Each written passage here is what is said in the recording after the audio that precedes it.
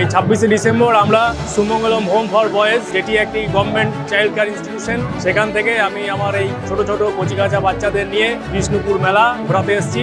যেমন গতবারও এসেছিলাম, সেরকমভাবে এবারেও এই ছেলেদের নিয়ে আমরা ঘোরাতে এসেছি। ছেলেরা এখানে এসে প্রচণ্ড আনন্দ করেছে, খুবই আনন্দ এবং এনজয় করেছে। তারা বিভিন্ন রাইডসে উঠেছে, বিভিন্ন রকম স্টল দেখেছে, নানা রকম স্টল দেখেও তারা আনন্দিত হয়েছে।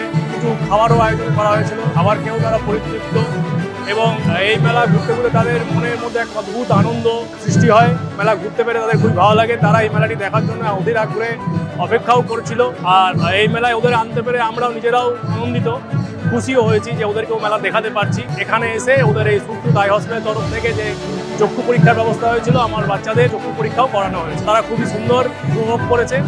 আমরা চাইবো এইভাবে প্রতি বছরই আমরা এদের এই মেলা দেখাবো।